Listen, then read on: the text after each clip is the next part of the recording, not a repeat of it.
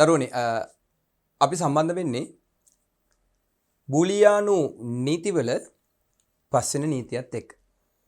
අපි කලින් වීඩියෝ මාලාවන් වලදී පුතේ බූලියානු නීති ප්‍රධාන නීති 4ක් ගැන පැහැදිලි කරගත්තා. දැනට මතක ඇති තදේවභාවී න්‍යාය, සර්වසාම්‍ය න්‍යාය, ඊට පස්සේ අපි කතා කරා ප්‍රතිලෝම න්‍යාය, ඊට පස්සේ ඩීමෝගන්ගේ න්‍යාය. මෙන්න මේ න්‍යායන් 4 පැහැදිලි කරලා උදාහරණත් පැහැදිලි කරගෙන ඔන්න අපි දැන් සම්බන්ධ වෙන්න යන්නේ පස්වෙනි නීතියත් එක්ක. මම දරුවන්ට කිව්වා අපිට බූලියානු නීති 9ක් තියෙනවා. මේ බූලියානු නීති 9ේ පස්වෙනි නීතිය තමයි දිත්ත ප්‍රතිලෝම න්‍යාය. දැන් අපි තුන්වෙනි න්‍යායට පුතේ ඉගෙන ගත්තනේ ප්‍රතිලෝම න්‍යාය.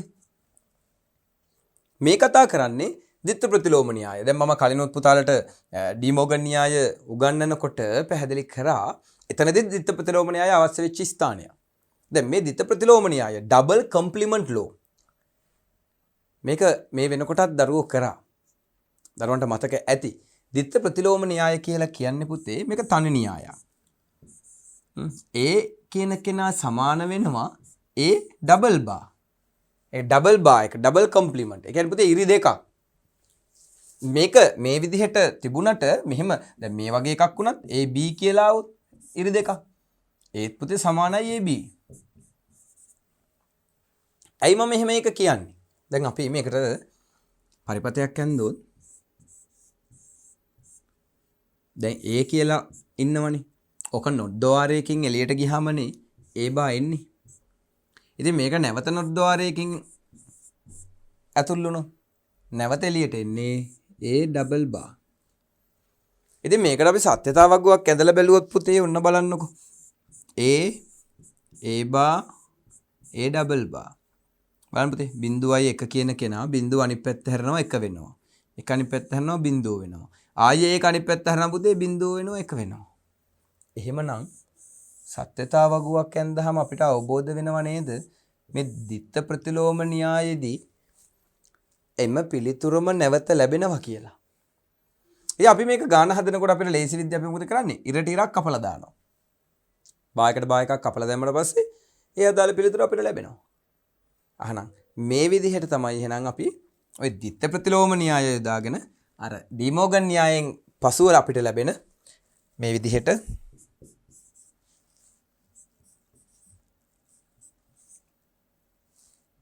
දැන් මෙන්න මෙහෙම තිබ්බ කියලා හිතෝ. දැන් අපි ඩීමෝගන් දැම්මහම පුතේ මේක දෙකට කැඩෙනවනේ. AB double bar dot AC double bar. ඉතින් ඔන්න ඔය ඩබල් බාර් එක මොකද කරන්නේ පුතේ? අපි ඩබල් බාර් කියලා නේද? ඉතින් දෙකක් තියෙන නිසා ඩබල් කම්ප්ලිමන්ටරි ඩබල් ඉන්වර්ස්. ඉතින් ඔය ඉර දෙක අපිට කැපලා දැම්මම නම් හරි අයියේ. ඉතින් වැඩක් නැහැ නේ. ඉතින් ආයෙ එන්නෙත් ඒකමනේ. ඉතින් උත්තරේ එන්න.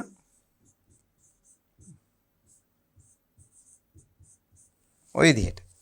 පුතා දන්නවා මේකත් මීටලා මේ කෙටියෙන් විසඳන්න පුළුවන්. A පොදු කරා නම් B.C BC නෑ අපිට මේක විසඳන්න බෑ.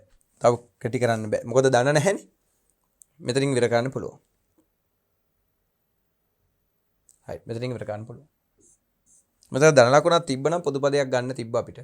එහෙනම් A වරහන් B ධන C කියලා එනවා. මේක A වරහන් BC කියලා වුණා අපිට කෙටි කරගන්න පුළුවන්. එච්චරයි කරන්න පුළුවන්. A වරහන් BC. ඔය විදිහට. ඒත් ඉතින් අපිට ඔක එහෙම පොඩි කරත් අපිට බෑනේ. ABAC. ඔව් ඊට වඩා හොඳයි මම නම් කියන්නේ මේක මේ විදිහට අපිට තියාගන්න පුළුවන් නම් හොඳයි. කෙටි කරන්න යන්න නැතුව. හරි. එතනම් මම මේ නිකන් පැහැදිලි කිරීමක් කරේ පුතාලට. මේ විදිහට අපිට දිත්ත ප්‍රතිලෝම න්‍යාය යොදා ගනිමින් අපිට පුළුවන්කම තියෙනවා බායකට බායක අයින් කරගන්න. එහෙනම් ඔන්න පස්වෙනි න්‍යාය දිත්ත ප්‍රතිලෝම න්‍යාය. මේක ලේසියිනේ. මේක එහෙම අමාරු න්‍යායක් එහෙම නෙවෙයි දරුවනේ.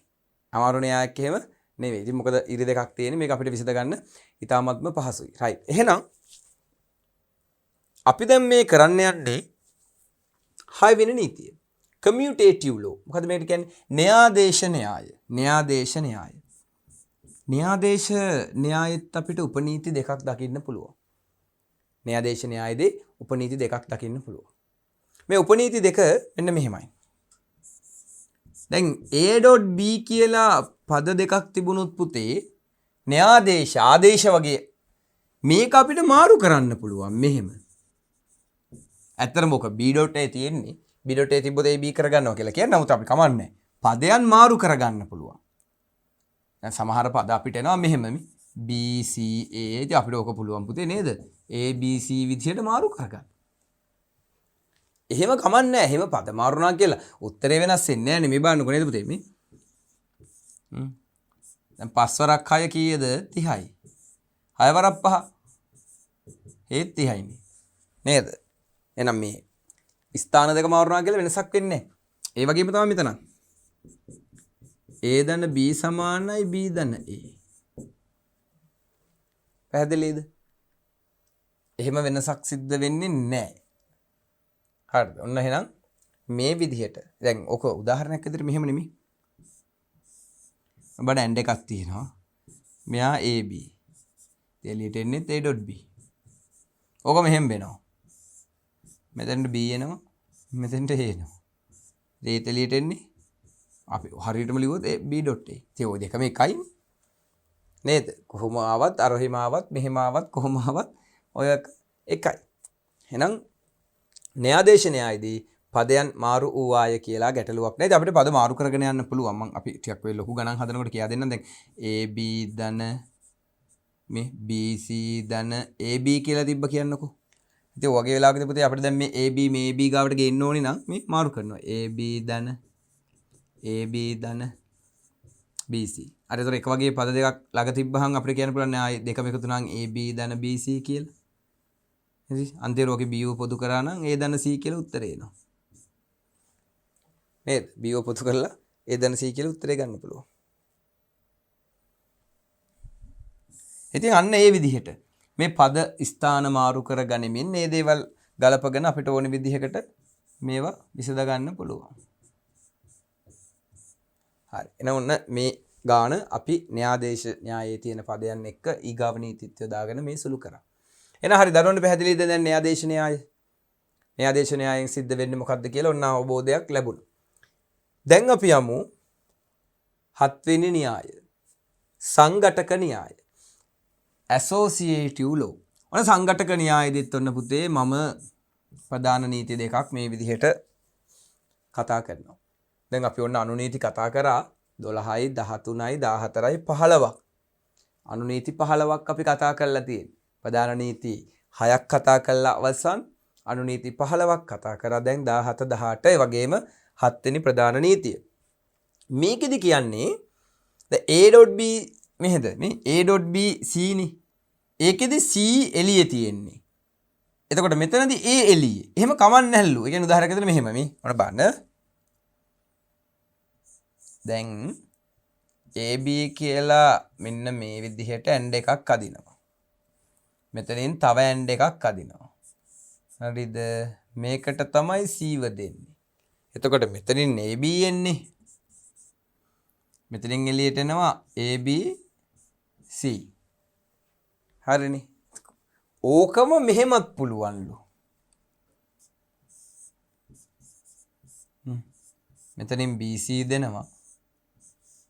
මේක මෙතෙන්ට දෙනවා. ඒව තනි කරනවා. එතකොට මෙතනින් මොකක්ද එළියට එන්නේ? BC වරහන්නේ.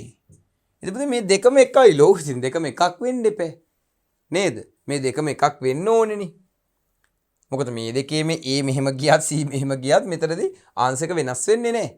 හරිද? කොහොමත් එකයි. මේ දෙකේම එකම ප්‍රතිඵලය අපිට ලැබෙන්නේ. ඒ කියන්නේ අපිට ඕනි වෙලාවක අවශ්‍ය වෙලාවක මේ පද වරහන් ඇතුළට ගන්න ඇතුලෙන් එළියට ගන්නත් අවස්ථාව තියෙනවා. හැබැයි පුතේ එහෙම කරන්න පුළුවන් එකම වර්ගයේ ගේට්ස් තිබ්බොත් විතරයි. මේ දෙකම n. දැන් මෙතන කොහේ හරි තිබුණා A ධන BC හැම එළියට ගන්න බෑ. ට්‍රාන්ස් එක වරදිනවනේ. තේරුණාද? මේ ඔක්කොම එකම වර්ණ එක සමාන ద్వාර වෙන්න ඕනේ පුතේ. දැන් මේ ගන්න මේ යට එකත් එහෙම නෙමෙයි. A ධන B වරහන් ධන C. එතකොට ඒකත් අර මම කලින් කිව්වා වගේ මේ එකම වර්ගයේ ඔක්කොම ద్వාර වෙන්න ඕනේ. ඔහොම. මෙහෙම එන්නේ. එතකොට මෙතනින් අපිට එනවා A ධන B. මෙතනින් යනවා C. එහෙනම් මෙතෙන් එළියට එනවා A ධන B ධන C. ඉතින් මේ කොටසට උන වරහණක් දා ගන්න පුළුවන්. ඉතින් ඔහොම අපිට එළියට දැන් ඒව තනි කරගන්න අරක B තනි කරගන්න C තනි කරගන්න මේ ඕන දෙයක් කරන්න පුළුවන්. හැබැයි මේ ඔක්කොම සමාන වෙන්න ඕනේ. මේ එකකවත් විරුද්ධ පදයක් තියෙන්න බෑ. විරුද්ධ ගේට් එක. හරිද පුතේ? දැන් A B ධන C එහෙම බෑ. මේ සංඝටක න්‍යායයේදී හොඳට මතක තියාගන්න මේක ගොඩාක් වෙලාවට යූස් වෙන්නේ නැහැ ගොඩාක් වෙලාවට අපිට. නමුත් ඒකෙදී සමාන ගේට්ස් තිබිය යුතුයි. සමාන ගේට්ස් තිබ්බොත් විතරයි අපිට මේක කරන්න පුළුවන්කම ලැබෙන්නේ. හරි පැහැදිලිද? එහෙනම් ඔන්න සංඝටක න්‍යායයත් ඔන්න පැහැදිලි වුණා. ඒ කියන්නේ පද එළියට ගත්තට ඇතුළට ගත්තා කියලා ප්‍රකාශනයේ බලපෑමක් සිද්ධ වෙන්නේ නැහැ.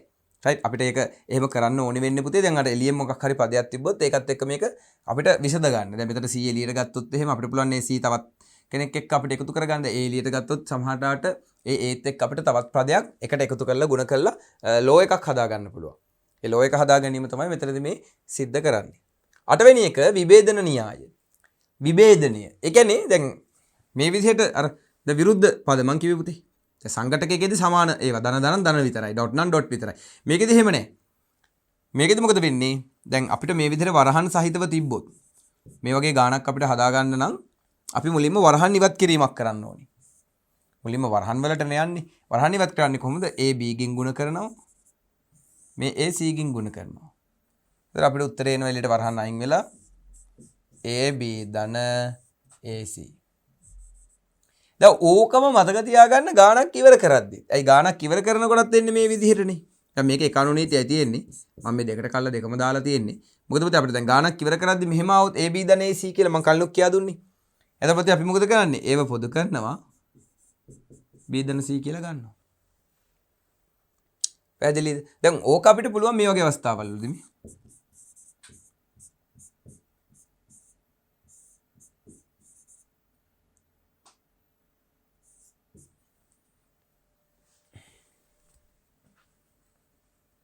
හරි දැන් මෙහෙම තියනවා. දැන් මේකෙදි මොකද වෙන්නේ? A පොදු කරගන්න පුළුවන් නේ.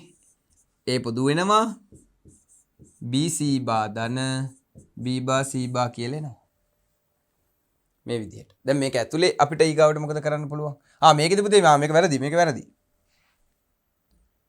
මම ලිව්ව විදිහට C වත් පොදු වෙනවා. ඇයි මේ? A C බායි එක වගේනේ. ඒ දෙන්නම පොදු කරගමු. එතන ඇතුළේ ඉතුරු වෙනවා B ධන B. ඉතින් B ධන B කිව්වහම මොකද වෙන්නේ? sorry B ධන B බා ඉතුරු වෙන්නේ. මෙතන B බා එකක් එන්න ඕනේ. B ධන B බා කියලා එන්නේ. ඉතින් B ධන B බා කියන්නේ පුතේ මොකද්ද? 1යි. එතකොට AC බා 1යි. එකෙන් ගුණ වුණාම උත්තරේ AC බාමයි. ඔන්න බලන්න පුතේ. ABC බා AB බා C බා කියලායි තිබුණේ. අර මේ අවස්ථාවමයි මම මෙතනදී AC බාව එළියට ගත්තා. AC බාව එළියට ගත්තා පොදු කරගෙන. මොකද මෙතන AC බා කියලා දෙපැත්තටම පොදුයි. ඒ වගේම ඇතුළේ ඉතුරු වුණා B ධන B බා. B ධන B බා කියන්නේ 1යි ප්‍රතිලෝම න්‍යායයට අනුව ඒක ගුණ වෙනවා නැවත AC බාගෙන් උත්තරේ AC බා. එහෙනම් බලන්න මේ මෙච්චර ලොකු ප්‍රකාශනය AC බා විදිහට කුඩා වෙච්ච හැටි. දැන් ඕක මම මේ කොටසෙන් පුතාලට ඕනම් මේක පැහැදිලි කරලා දෙන්න මෙන්න මේ විදිහට. දැන් ඇත්තටම අපි මේකෙන් කරන්නේ ඕක නෙමෙයි. දැන් අපි මේකට පරිපතයක් ඇන්දොත් මෙහෙම නෙන්නේ. කොටස් දෙකයි එකතු කරනවා මේකෙන්. එතකොට A මෙයාටත් එනවා මෙයාටත් එනවා. B මෙයාටත් යනවා මෙයාට නොට් එකක් වෙලා යනවා. C නොට් එකක් වෙලා යනවා මෙයාටත් යනවා. දැන් මෙන්න මෙහෙමනේ ඕක එන්නේ. එතකොට මෙතනින් එළියට තමයි මේ එන්නේ ABC බා ධන AB බා C බා. දැන් ඔය පරිපතේනේ විසදුවේ මේ AC බා විදිහට පුතේ. ඉතින් AC බා කියන්නේ ඕක උත්තරේ එන්නේ මේ මුළු පරිපතේම සුළු කරාම මෙන්න ආන්සර් එක පුතේ.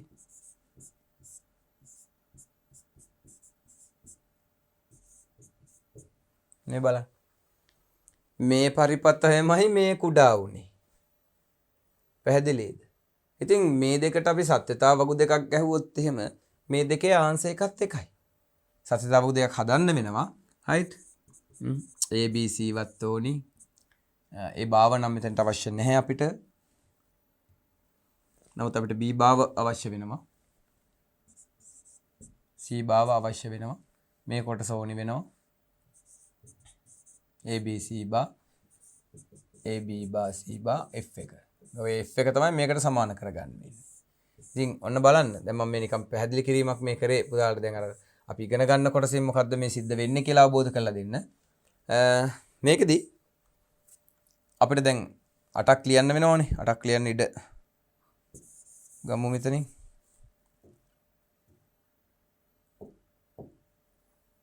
හරි 0.1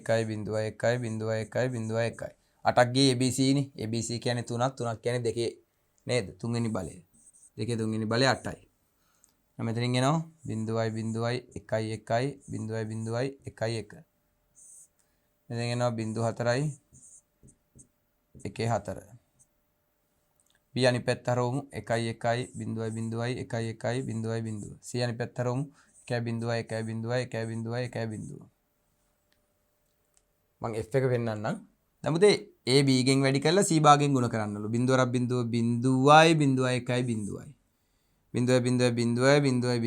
බින්දුව තිබ්බොත් කොහොමද බින්දුවයින් ගුණ කිරීමකදී? හරි බින්දුවක් තියෙනවා බින්දුව. ඉතින් A බින්දු 4 තියෙන මේ A බින්දු 4 තියෙන 4 දෙනාම බින්දු 4ක්. දැන් මේකෙත් C බින්දු තියෙන්නේ ඔක්කොම බින්දුවයි. මෙන්න මෙතනදී එකක් එනවා. මෙතනදී බින්දුව. right. එක ඉලක්කම් එකයි එන්නේ.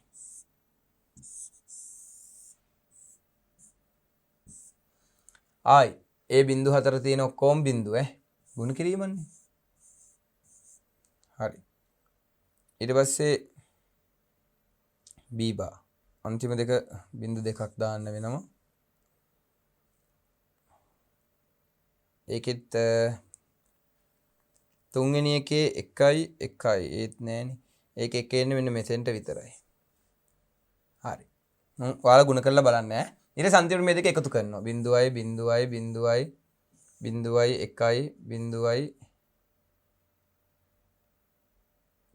4 5 6 7 8 හරි. ඔන්න එක ඉලක්කම් දෙකයි අපිට ලැබෙන්නේ. දැන් ඕකම නේද මේ ආවේ මේකෙන් AC බා. ඒතකොට AC බා එනවා B ට වෙච්ච දෙයක් නෑ. නමුත් අපිට සත්‍යතාවකුව අදින්න වෙනවා පුතේ. හරිද? සත්‍යතාවකුව අදින්න වෙනවා. දැන් අපි මෙහෙම කරමු. AC භාගයෙන් ගුණ කරලා බලමු. AC භාගයෙන් ගුණ කරලා බලමු. මෙතනින්ම කරලා බලමු. බින්දුව අරක් 1 බින්දුවයි. බින්දුව අරක් බින්දුව බින්දුවයි. බින්දුව අරක් 1 බින්දුවයි. බින්දුව අරක් බින්දුව බින්දුවයි. හතරක් ඉවරයි. එක් වරක් 1 1යි. එක් වරක් බින්දුව බින්දුවයි. එක් වරක් 1 1යි. එක් වරක් බින්දුව බින්දුවයි. දැන් ඔන්න බලන්න. ඕකනේ අපිට අවශ්‍ය වුණේ. මේ ලොකු පරිපතයේ අවුට්පුට් එක 0.4යි 1.1. හැබැයි අපි ඒක සුළු කරලා විසදලා හදාගත්තා මෙතනින් AC බා කියලා පොඩි පරිපතයක්. ඉතින් පුතේ ඒ පොඩි පරිපතයේත් මේ බලන්නකො මේ උත්තරේ එනවනේ 0.4යි 1.1. එහෙනම් මෙතනිනුත් ආවනේ එකම 0.4යි 1.1. දැන් ඔන්න තේරුණාද පුතේ මේ ලෝස් වලින් මේ තියෙන අපි සුළු කරපු ගානනේ. මේ ලෝස් වලින් මේ සුළු කරපු ගානෙන් මේ ප්‍රකාශනයට ඇඳ පරිපතයම සුළු කරලා මේ විදිහට මෙතන ඇඳා. එහෙනම් මේ දෙකේම සත්‍යතාව වගු දෙක ඇඳහම ළමයි අවසානයේ ප්‍රතිඵලය එකයි. ප්‍රතිඵලය එකයි. එහෙනම් මේකට අපිට ගේට්ස් ගියා 1 2 3 4 5ක්. හරිද? 5ක්. එහෙනම් මේ 5ක් ගේට්ස් ගිය කෙනා අපි ගේට්ස් දෙකකින් ඇඳා. නේද? මෙතන ගේට්ස් 5කින් ඇඳ පරිපතයේ විශාල පරිපතයක්. ඒ විශාල පරිපතය අපිට පුළුවන්කම ලැබුණා පුතේ ගේට්ස් දෙකක් දක්වා අඩු කරන්න. ඒ ගේට්ස් දෙකක් දක්වා අඩු කරන්න පුළුවන්කම ලැබුණේ අපිට බූලිය නීති යොදාගෙන මේ බූලිය ප්‍රකාශනය සුළු කරපු නිසා. එතකොට මේ බූලිය ප්‍රකාශනය සුළු කරාට පස්සේ මේ ලැබුණු උත්තරයට අපි නැවත පරිපතයක් ඇඳා. ඒ ඇඳ පරිපතයට අපි සත්‍යතාව වගුවේ අවසාන F එක ඇදලා පෙන්නවා. දැන් ඔන්න පුතාලට පැහැදිලි මේ දෙක සමානයි කියලා. එන ඕක තමයි පුතේ අර අපි මුලින්ම සාකච්ඡා කරේ. මේ කොටසෙන් සිද්ධ වෙන්නේ ඕක. අපි මුලින්ම කිව්වා නේද? බූලිය ප්‍රකාශන සුළු කරාම අපිට තියෙන වාසි. එහෙනම් දැන් පුතාලට පැහැදිලි ඇති. මෙතනින් මම මේ නිකමට දැන් මේ දරුවන්ට මේ කොටසෙන් මේ කරලා පෙන්නුවේ. අපි ඉදිරියට යන්න කලින් දැම්මම හොඳ අවබෝධයක් ලබා ගන්න ඕන නිසා එහෙනම් දැන් පුතාලට පැහැදිලි ඇති මේන් පරිපතේ තුල ద్వාර අඩු වුණා. එහෙනම් විදුලිය ඉතුරු වෙන්නේ ඒක ඇත්ත කාර්යක්ෂමතාවයක් ඇති වෙනවා. ඒක ඇත්ත මිල අඩු වෙනවා. ඒක ඇත්ත රත් වීම අඩු වෙනවා. ඒක ඇත්ත මොකද ద్వාර ප්‍රමාණය අඩු වෙනකොට පුතේ අඩු වෙන්නේ රත් වෙන්නේ. විදුලි බලය ඉතුරු වෙනවා. මිල ගණන් පහළ බහිනවා. නේද? එහෙනම් ඔන්න දැන් පුතාලට තේරෙනවා ඒක ඇත්ත නේද? පැහැදිලි නේද? කොහොමද එහෙම සිද්ධ වුනේ? එහෙනම් මෙහෙමයි ඒක සිද්ධ වුනේ. right විභේදන න්‍යායට අදාළවයි මම මේ කොටස පැහැදිලි කරේ. විභේදන න්‍යායට අදාළව එහෙනම් මේ විභේදන න්‍යායදී අපි කරේ මොකද්ද පුතේ? පොදු පදයක් වෙන් කරගෙන අපිට පුළුවන්කම තියෙනවා මේ පදය මේ විදිහට හදාගන්න. එහෙම නැත්නම් වරහන් ඒ පදයෙන් අපි ඇතුළ වැඩි කළා වරහන් විසඳ ගැනීමක් සිද්ධ කරනවා. ඉතින් ওই විභේදන න්‍යාය අපිට ගොඩක් වෙලාවට අවශ්‍ය වෙන න්‍යායක්. මේ විභේදන න්‍යායට අපි තවත් නමක් කියනවා විඝටන න්‍යාය කියලත්. විඝටන. right පුතේ විභේදන න්‍යායට කියනවා විඝටන න්‍යාය කියලා. right. අපි යමු දැන් අන්තිම නීතියට සමතිරික්ත න්‍යාය redundancy law. සමතිරික්ත න්‍යාය redundancy law. බලන්න. මේකේ තනු නීති දෙකක් තියෙනවා. මේකේ කියනවා පුතේ A ධන AB right. A ධන AB. මෙතන මම මේ C වයින් කරනවා.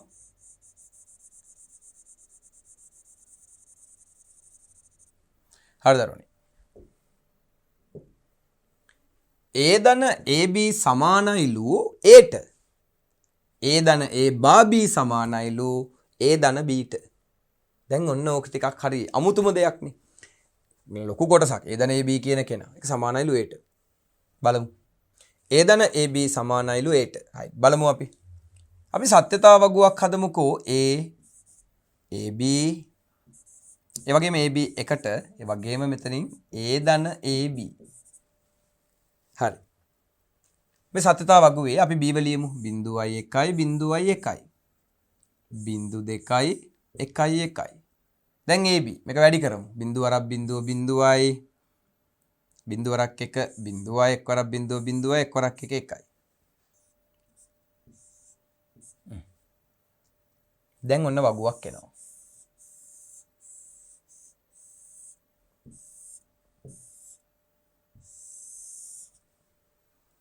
දැන් පුතේ AB එකතු කරන්නලු Aට 0.0යි 0.0යි 0.0යි 0.0යි 0.1යි 1යි 1යි.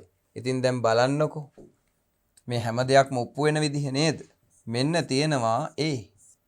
මෙන්න තියෙනවා A ධන AB. එහෙනම් මේ දෙන්න සමානයිනේ. පැහැදිලිද පුතේ? මෙතන සමානයි. මේ තියෙන 0.1 එකමනේ මේ ආවෙත්. AB වැඩි කරලා Aට එකතු කරාම ඒන ආන්සර් එක Aමයි. දැන් ඔක මෙහෙම වෙන්නත් පුළුවන් නේ. C ධන CA. අන්න පුතේ කොහොමද දෙන්න පුළුවන් අකුරු වෙනස් වෙලා. අපි මෙතන මොකද කරන්නේ? දෙපැත්තෙන්ම තියෙන පොදු අකුරු දෙක ගන්න. C ධන CA කියන්නේ උත්තරේ මොකද්ද? C. අර A ධන AB කියලා මං ඒ අකුරුත් එක්කම ඉන්න එපා. ඒ අකුරුත් එක්කම ඉන්නවා කියන්නේ ඒක මේ ගොඩම්ම පැටලෙනවා. ඒ නිසා අර ඒ පුතේ ක්‍රමවේදයත් එක්ක ඉන්න. දැන් මේක මේ B ධන AB. B ධන AB නම් B. B මේ පැත්තේ තියෙන්න ඕනි කියලා නීතියක් නේ. right? අපිට මේක හදලා බලන්න පුළුවන්. දැන් අපි AB තියෙනවනේ. අපි AB ව B ට එකතු කරලා බලුවොත් 0.0 0.1යි 0.1යි 0.0යි 1යි 1යි. එතකොට මේ B ගේ උත්තරේ ආවනේ. B ධන AB කිව්වහම B නේ. හරිනේ මේ B ගේ උත්තරේ ඇවිල්ලා තියෙන්නේ. 0.1 කියලා මේ 0.1 එනවා නේද? හරි. එහෙනම් ඔන්න හොතර මතක තියාගන්න මේ නීතිය වැඩියෙන්ම අපිට භාවිතා වෙන නීතියක්. වැඩි අපිට අවශ්‍ය වෙනවා. ගොඩක් වෙලාවට මේ නීතිය ඕන වෙනවා අපිට. හරිද පුතේ? මේ නීතිය හැම වෙලාවකදීම අපිට පාවිච්චි කරන්න හම්බ වෙනවා. ඒ නිසා ඔන්න හොඳට මතක තියාගන්න මේ නීතිය. එහෙනම් සමතරික්ත න්‍යාය redundancy law A ධන AB සමානයි A. දැන් අපි කතා කරන්න යන්නේ A ධන A බා B ඒකමයි. හැබැයි A බා එකක් තියෙන්නේ. A ධන A බා B සමානයිලු A ධන Bට. එහෙනම් මේකත් අපි කරලා බලමු නේද? ඔන්න මම ඒව හදනවා. B ව හදනවා. A භාව හදනවා A බා Bව හදනවා අවසාන උත්තරේ A ධන A බා Bව හදනවා.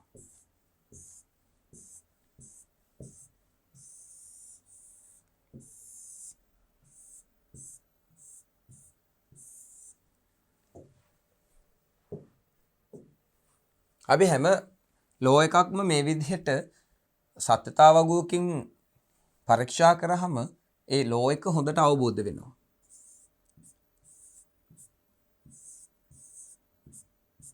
හරි A සහ B. දැන් A භාව ගමු. 1 1 බිඳුවයි බිඳුව. දැන් A බා ගුණ කරන්න B ගෙන් එක්වරක් බිඳුව බිඳුවයි. එක්වරක් 1 1යි. බිඳුවරක් බිඳුව බිඳුවයි. බිඳුවරක් 1 බිඳුවයි. දැන් ඕකට එකතු කරන්නලු ඒව බිඳුවයි බිඳුවයි බිඳුවයි. 1 බිඳුවයි sorry එකතු කිරීමන්නේ 1 බිඳුව 1යි. බිඳුව 1යි 1යි. බිඳුව 1යි 1යි. දැන් ඔය ආන්සර් එක සමානයිලු A ධන B ට. right. මෙතනින් අපි ගමු A ධන B. බිඳුවයි බිඳුවයි බිඳුවයි. බිඳුව 1යි 1යි. 1 බිඳුවයි 1යි. 1 1යි 1යි. එන හරිය නේද පුතේ? A ධන A බා B A ධන B ට සමානයි. A ධන B ට සමානයි. ඉතින් ඔන්න ඔය විදිහටයි ඔය ආන්සර්ස් එන්නේ. දැන් මේවට පරිපත හදලා බලන්න ඕනේ නැහැනේ. නේද? දැන් මේවට පරිපත හදලා බැලුවොත් එහෙම ඉතින් මෙහෙම A ඉන්නවා. ඊට පස්සේ A not එකක් වෙලා මෙහෙම යනවා. දෙපැත්තටම අපිට ඒව ගන්න පුළුවන්. ඊටසේ B මෙහෙම යනවා. කොහොමද යන්නේ?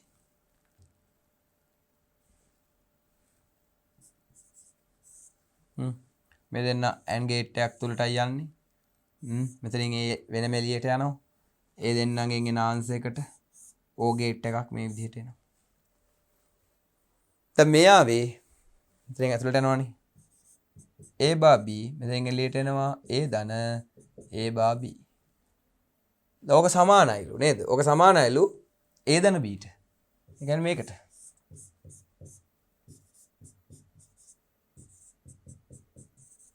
බලන්න. උඩ ගේට්ස් තුනක්. උඩ ගේට්ස් තුනක් තියෙන පරිපතය පහළ තියෙන තනි ගේට් එකට සමානයිලු. බලන්නකෝ. අපිට මෙහෙම දැක්කා හිතා ගන්නවත් බෑනේ. කොහොමද එහෙම උනේ කියලා. ඒ කියන්නේ මේ දෙක වැඩක්ම නැහැ කියන අදහසනේ තේරෙන්නේ. not එකයි and එකයි. එතන මෙතන O එකයි and එකයි not එකයි මේ තුනම දාලා පරිපතයක් ඇඳා. ඒ පරිපතේ වෙන්න બોලේ සමානයිලු ඕද වාරයකට. right. ඉතින් ඔන්න ඔය විදිහට අපිට redundancy laws දෙකක් ගන්න පුළුවන්. ඒත් ඔය අතර මම තව එක්ස්ට්‍රා ද්වාරයක් කියලා දෙන්නම් පුතාලට. සිලබස් එක තුල මේක සම්බන්ධ වෙලා නැහැ. අපි ඒක ඇදලා බලලා ඔප්පු කරගමු. දැන් අපි කලින් ඇන්දේ A ධන AB සමානයි A. A ධන A බා B සමානයි A ධන B. ඕකේ මෙහෙම આવොත් A බා ධන AB සමානයි. දමුදේ නේද? මෙතෙන්ට A බා එකක් ආව. ඒක හරි පැහැදිලිනේ A ධන B ආව. දැන් මේ තනියෙන් ඉන්න ඒට බා එකක් ආවොත් කවුරුත් ඔය ගැන කතා කරන්නේ නේද? කවුරුත් ඔය ගැන කතා කරන්නේ අපිවත් බලමු. A ඉන්නවා B ඉන්නවා A බා ඉන්නවා AB ඉන්නවා A බා ධන AB ඉන්නවා.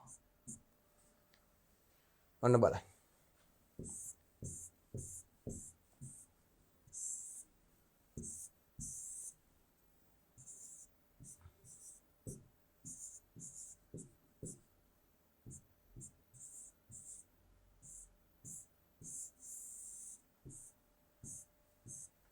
දැන් අපි A භාව හොයාගත්තා. දැන් AB වැඩි කරමු බිඳුවරක් බිඳුව බිඳුවයි බිඳුවරක් එක බිඳුවයි එක්වරක් බිඳුව බිඳුවයි එක්වරක් එක එකයි. ඔය උත්තරයට එකතු කරන්නලු ඒව. බිඳුව 1යි 1යි බිඳුව 1යි 1යි බිඳුව බිඳුව බිඳුවයි 1යි බිඳුව 1යි. දැන් මේ උත්තරේ සමානයිලු කාටද? මේ උත්තරේ සමානයිලු ළමයි මෙන්න මේකට. දැන් A බා ධන AB සමානයි A බා ධන B. හරිද? ඔන්න තුන්වෙනි නීතියේ විදිහට මම මේක මේ අද කියලා දෙන්නේ. අපිට සිලබස් එක තුල කතා කරන්න තියෙන පුතේ 1 2යි පමණයි. නමුත් ඉදිරියෙන් තියෙන A මෙයා බා වුණොත් කලින් කතා කරේ මේ A බා වුණොත් එහෙනම් අපි දන්නවා එකට A B ත් එක්ක ඉන්න A උඩට බා එකක් ආවොත් A ධන B. තනියෙන් ඉන්න A ට බා එකක් ආවොත් A බා ධන B. දැන් අපි හොයලා බලමු මෙතනදී A බා ධන B ගේ උත්තරේ. A බා 1යි B 1.1 බාන පුතේ පිළිතුරු දෙක සමානයි නේද? සමානයි. හරි. එහෙනම් ඔන්න රිඩන්ඩන්සි ලෝ එක සමතිරික්ත න්‍යායට අදාළව ඔන්න අද පුතාලා එක්ස්ට්‍රා තවත් කොටසක් ඉගෙන ගත්තා. මොකද මේ කොටසත් අපි දැනන් ඉන්න එක කමන්නේ අපිට. මේ දෙක පමණක් තිබ්බා කියලා නේද? එහෙනම් අපිට මේ දෙකම තුල රැඳී සිටින්න අවශ්‍ය නැහැ. මේ වගේ අපිට කොටසක් එන්න පුළුවන් නේද? මේ ඉදිරියෙන් තියෙන ඒ බා આવුත් කොහොමද මේක කරන්නේ? රයිට්. එහෙනම් ඔන්න දැන් පැහැදිලි නේද? එහෙනම් හැමෝටම හරිද දරුවනේ? එහෙනම් හොඳට මතක තියාගන්න A ධන AB සමානයි A ධන A බා B සමානයි A ධන B A බා ධන AB සමානයි A බා ධන B. මේක පටල ගන්න නම් එපා. මොකද පැටලුනොත් එහෙම ලෝක අමාරුවක වැටෙනවා. ඒ හින්දා අයි බලන්න A ධන AB කිසිම බා එකක් නැත්තම් පුතේ Aමයි. A ධන මේ වම් පැත්තේ කොටස බා නම් ඒ කියන්නේ තනියෙන් ඉන්න එක්කෙනා නෙවෙයි කපල් වෙලා ඉන්න එක්කෙනා බා නම් A ධන B. එවන් තනියෙන් ඉන්න එක්කෙනා බා වෙලා නම් පුතේ එයාව ඒ විදිහටම ගන්න A බා ධන B. පැහැදිලිද? එතකොට මේ විදිහටයි මේ බා එක හැදෙන්නේ ඈ. තනියෙන් ඉන්න එක්කෙනා බා වුණොත් ඒ බාම එනවා. කපල් වෙලා ඉන්න එක්කෙනාගෙන් A බා හැවිල්ලා තිබ්බොත් A ධන B කියලා එනවා. හරි. එහෙනම් මෙන්න මේ විදිහට ඔන්න අපිට පුළුවන්කම තියෙනවා මේ රිඩන්ඩන්සි ලෝ එක සමතිරික්ත න්‍යාය විසඳ ගන්න. ඉතින් මම මෙතනදී දෙකයි දාලා තිබ්බේ. නමුත් තුන්වෙනි න්‍යාය මම වෙනම ඔන්න පැහැදිලි කරලා දුන්න පුතාලට. රයිට්. එහෙනම් මෙතනදී ඔන්න අපි ප්‍රධාන නීති 9 ඉගෙනගෙන අවසන්. ප්‍රධාන නීති 9. දැන් ඔය නීති 9ම දාලා බුලිය ප්‍රකාශන සුළු කරන්න එන්නේ නැහැ. දැන් අපි බලමු මේ නීති 9 ඉගෙන ගත්ත නීති 9 යොදා ගනිමින් අපිට මොන වගේ බූලිය ප්‍රකාශනද සුළු කරන්න ලැබෙන්නේ කියලා. හරි. ඔන්න දැන් පුතේ අපිට තියෙනවා පරිපතයක්. බූලිය ප්‍රකාශන ලබා ගන්න ඕනේ පරිපතයක්. මම මේ අරන් තියෙන පුතේ ඊ타ත්ම ප්‍රසිද්ධ පරිපතයක්. අපි බූලිය ප්‍රකාශන සම්බන්ධව කටයුතු කරනකොට අන්තර්ජාලය පුරාවටම අපිට ගොඩක් වෙලාවට අපි පාසල් පද්ධතිය තුල මේ සෑම පද්ධතිය උපකාර පන්ති පද්ධතිය තුල ගොඩක් වෙලාවට උදාහරණයට ගන්නේ මෙන්න මේ පරිපතය. ඉතින් මම ඒ පරිපතයම ඔන්න අරගෙන ආව පුතාලටත් විසඳ ගන්න අවශ්‍ය නිසා. ඉතින් දැන් මේ ඔබ දකින පරිපතය දැන් නිර්මාණය කරපු පරිපතයක් කියලා හිතන්නකො පුතේ. දැන් මේක නිර්මාණය කරපු උපාංගයක්. දැන් අපිට අවශ්‍යයි මේ පරිපතය තුලින් එළියට එන අවුට්පුට් එක. විසඳ ගන්න. විසඳගෙන මේ පරිපතයේ සඳහා නව පරිපතයක් නිර්මාණය කරන්නයි අපිට අවශ්‍ය. දැන් දරුවන්ට පුළුවන් ඔන්න වීඩියෝ එක නතර කරලා මේ පරිපතයේ අවුට්පුට් එක ගන්න. අරන් පුළුවන් නම් පුතාලා ඒක විසඳ ගන්න. ලෝස් වලින් දැන් ඔබ ඉගෙන ගත්ත ලෝස් වලින් විසඳන්න. විසඳලා ආයෙ ඇවිල්ලා බලන්න මම විසඳපු විදිහටමද පුතාලත් විසඳලා තියෙන්නේ. පුතාලට මේක අවබෝධ වුණාද? හරි කරලා බලන්න. හරිද? මම දැන් මේ කොටස හදන්නයි යන්නේ. ඔන්න AB මෙතනින් එළියට එනවා ඇන්දවාරයකින් මේක ඩොට් නිසා AB විදිහට ගන්න පුළුවන්. ඒ වගේම මෙතනින් B ධන C එනවා මේක ඕද්වාරයක්. මේකත් ඇන්දවාරයක් BC එනවා. නම් මෙතනින් එළියට අපිට එන්නේ BC ඩොට් නේ වරහනක් දාලා B ධන C ව මම මේ විදිහට වරහන් තුලට යොදා ගන්නවා. මේකත් වරහනක් දැම්මට කමන්නේ අපි මේ විදිහට. දැන් Q ගෙන් එළියට එනවා AB ධන BC වරහන් B ධන C. සමහර දරුවෝ මේ ප්‍රකාශනය අරන් ඇති AB ධන B ධන C.B.C මේ විදිහටත් ඇයි මෙතනින් මාරු වෙනවනේ පුතේ. මේක මෙහෙම නැතුව සමහරු මෙහෙම ගන්නවනේ. අපිට ඉතින් මොකුත් කියන්න බෑ. මෙහෙම. එතකොට ඔයගොල්ලෝ ලියන්නේ B ධන C BC. හරි. කොහොමද ගන්නවා. ඒ නිසා ඔය කොයි එක ගත්තත් වැරදි නෑ පුතේ. හරිද? කොයි එක ගත්තත් හරි. නම් මේ මම පළවෙනියටම ලිව්ව ක්‍රමයට එන්න පුළුවන් නම් හොඳයි. මොකද අර AB ධන BC කිව්වහම හරි එකට ඒක ගැලපෙනවනේ. right. දැන් මේ පරිපතයෙන් ආපු මේ ප්‍රකාශනය සුළු කරන්නයි අපිට තියෙන්නේ. නමුත් මම මේක සුළු කරන්න කලින් මේ කොටස තුල සුළු කරන්න කලින් මම මේකට සත්‍යතා වගුවක් හදනවා. මේ පැත්තේ මෙතෙන්ට සත්‍යතා වගුවක්. right. A ඉන්නවා B ඉන්නවා C ඉන්නවා AB ඉන්නවා B ධන C ඉන්නවා BC ඉන්නවා BC ධන BC ඉන්නවා අවසාන කෙනා ඉන්නවා.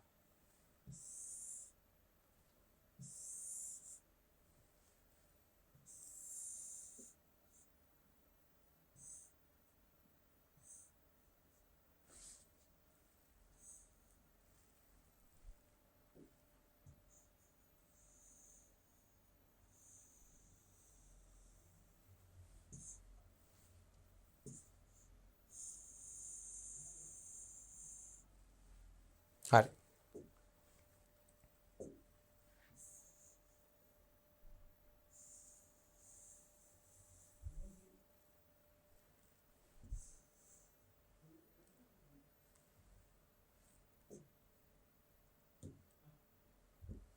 දැන් අපි ගමු A B C. එස් මෙතනින් එනවා AB B ධන C BC. මෙතනින් අපිට එනවා BC B ධන C dot. අන්තිම වෙනවා F එක. F එක මේකෙන් අන්තිමේ Q එක. දැන් අපි ඔය සත්‍යතා වගුව හදමු.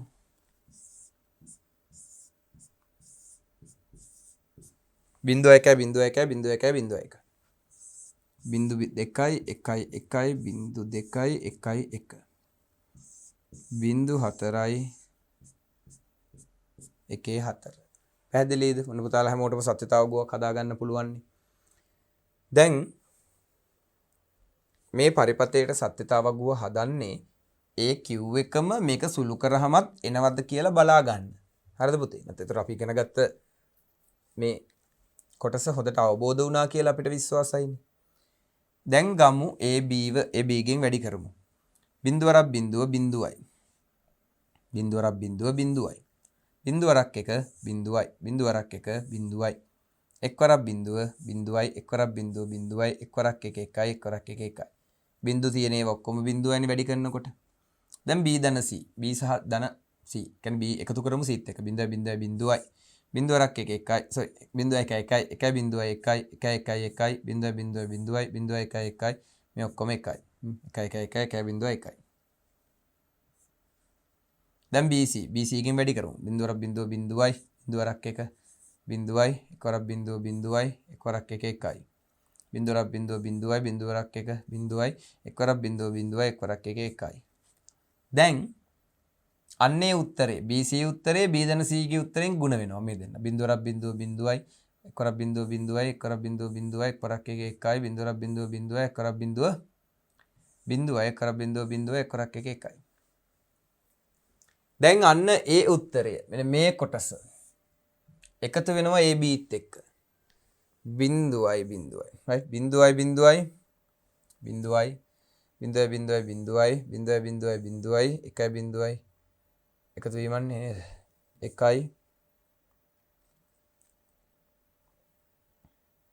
බිංදුවයි බිංදුවයි බිංදුවයි බිංදුවයි බිංදුවයි බිංදුවයි එකයි බිංදුවයි එකයි එකයි එකයි එකයි. හරි. අවසානයේ අපිට Q ලැබෙන්නේ මේ විදිහට බිංදු 3යි 1යි බිංදු 2යි 1යි 1. ඔය තමයි පුතේ Q ගේ අවුට්පුට් එක. මේ සත්‍යතා වගුවක් අපි යන්නේ. දැන් හැම දරුවටම මෙවැනි සත්‍යතා වගුවක් නිර්මාණය කරගන්න පුළුවන් වෙන්න ඕනේ. හරිද? දැන් අපි එහෙමනම් මේක විසඳමු. ඔන්න බලමු විසඳලා. දැන් මම මේක විසඳන්නේ ඉස්සෙල්ලාම මේ වරහන් විසඳ ගන්න එපා. එනිසා පුතේ මට මේ වරහන් ඉවත් කරන්න නම් BC B ගෙන් ගුණ කරන්න වෙනවා. මේ BC C ගෙන් ගුණ කරන්න වෙනවා. right අපි ගුණ කරලා ලියමු. AB ධන BCB ධන BCC. ඔහොමනේ එන්නේ. වරහන් අයින් වුණා. දැන් මේ BCB කියන එක න්‍යායදේශ න්‍යාය දාගෙන නේද? මෙතෙන්ට මම ගන්න විභේදන න්‍යාය. විභේදන න්‍යායනුයි මෙතෙන්ට ආවේ. දැන් මෙතන තියෙනවා අපිට B මාරු කරගන්න වෙනවා. AB ධන එකලකට ගමු BBC ධන BCC. එහෙනම් න්‍යායදේශයකදී කිව්වා A.B සමානයි B.A. අපිට එහෙම ලියන්නත් පුළුවන් න්‍යායදේශ නීතිය කියලා ලියන්නත් පුළුවන්. දැන් අපිට මොකද්ද ළමයි ලැබෙන්නේ? මේක දිහා බැලුවාම පේනවා එක වගේ පද තියෙනවා. මේ බලන්න BBCC කියලා. එහෙනම් මේ එක වගේ පද අපිට පුළුවන් තදේවභාවී න්‍යාය මේ විදිහට AB BB නම් B විතරයි BC දැම්මා. මෙතෙන්ට C අකුරක් අඩු වෙනවා BC. එහෙනම් මෙතෙන්ට එන්නේ අපි A.A සමානයි A නිසා. අපිට පුතේ එක ස්ටෙප් එකක් තුල එක පාරයි ගාන හදන්න පුළුවන්. ඒ කියන්නේ එකපාරට මෙහෙට එනකොට අපිට නීති දෙකක් විතර සුළු කරගෙන එන්න බෑ. එකම වර්ගයේ නීති නම් තියෙන්න පුළුවන්. දැන් මෙතන එකම නීතියනේ තිබ්බේ. නේද? තදේවභාවීනේ තිබ්බේ මේ දෙකටම. BBCC ඒ නිසා පහළට එන්න පුළුවන්. නැත්නම් පුතේ නීති දෙකක් අපිට එකපාර පහළට අරගෙන එන්න බෑ. දැන් අපිට හම්බ වෙනවා නැවතත් BC ධන BC. ඒ කියන්නේ එක වගේ පද දෙකක් ගුණ වෙනවා. එහෙනම් AB ධන BC. එහෙනම් මෙතෙන්ට ආවේ කොහොමද? A ධන A සමානයි A නිසා. පැහැදිලිද? දැන් AB ධන BC කියන එක අපිට පුළුවන් පොදු පදයක් එළියට ගන්න. B ව A ධන C කියලා ඉතුරු වෙනවා. එහෙනම් මේ විදිහට අපිට අවසානයේදී කියන්න පුළුවන් A පොදු පදය ඉවතට ගැනීම. A පොදු පදය ඉවතට ගත්තා. දැන් ගාන ඉතුරුනා B වරහන් A ධන C. දැන් මේකටත් පරිපතයක් අපි අදින්න ඕනිනේ. ඔය පරිපතය දැන් අර විශාල පරිපතය තමයි කුඩා කළා මේ අදින්න යන්නේ. දැන් A ධන C ව අපි හදමු මේ විදිහට and එක මේ O එකකින් A C right මෙතෙන්ට එනවා A ධන C. ඒකට එකතු වෙනවා B ව. එහෙනම් මෙතනින් O එකක් මේ and එකක් දැම්මා B ව දැම්මා. එහෙනම් එළියට එනවා පුතේ A ධන C වරහණෙන් එළිය B. හරිද? ඒක ඉස්සරහ පස්ස මාරුනාකට කමක් නැහැ. දැන් මේකට සත්‍යතා වගුවක් අපිට හදලා බලන්න පුළුවන් මේ ගාන එනවද කියලා. බලමු. A B C. A ධන C. අවසාන උත්තරේ අපි Q කියලා ගමු.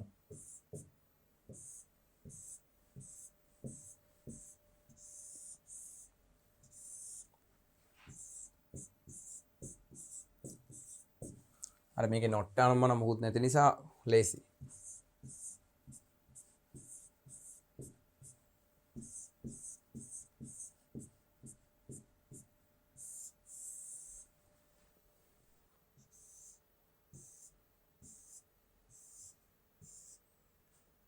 හරි. දැන් A ධන C එකතු කරමු. 0.0.0 0.1 1 0.0.0 0.1 1 එකතු කිරීමක් නෙමෙයි. 1.1 1.1 දැන් මේ උත්තරේ C ගෙන් sorry A ධන C උත්තරේ B ගෙන් ගුණ කරන්න ඕනේ. 0.0 0.0යි. 0.1 0යි. 0.1 0යි. 1 sorry. ඔව් 1 1යි. 1.0 0යි. 1.0 බිඳුව එක්වරක් එක එකයි එක්වරක් එක එකයි.